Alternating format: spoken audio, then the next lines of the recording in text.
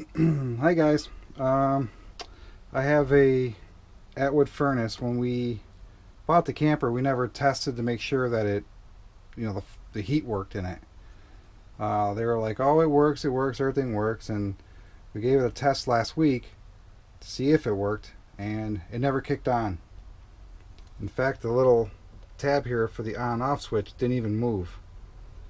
It's like just stuck in place. So after I pulled the cover off, there's a little tab that's right there. So all I did was just break it off, and then I'm able to move the on-off. That still didn't let the furnace kick on. So my girlfriend ended up calling the place we got the camper from, and explaining we have no heat in the camper, and cold season's coming up. So he gave her something to try.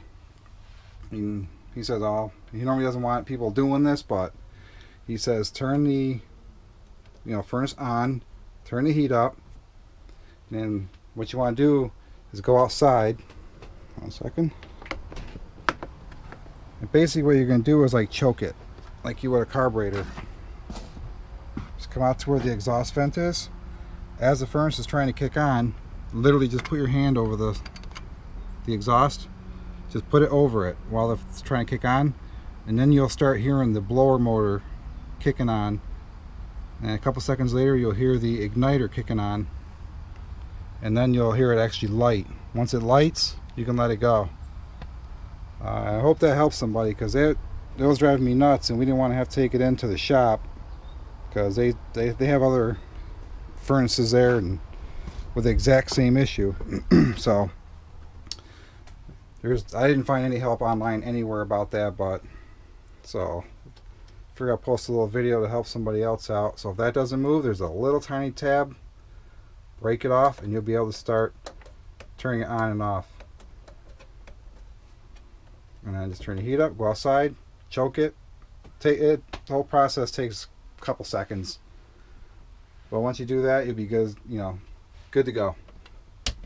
And obviously make sure your propane's on. If you're at home in your driveway like I am, just make sure you're plugged into the house. And that's about it for the furnace. Yeah, it's just an Atwood furnace. Yeah, I never had it tested when I was there for the orientation for it, which I should have done, but I didn't. So, because I'm a noob for all this. So, yeah. Because at first I thought there was something in, for the heat here, but that wasn't the case. So that was a quick little tip for you. So if it helps somebody else out, great. Alright, that's about it for this.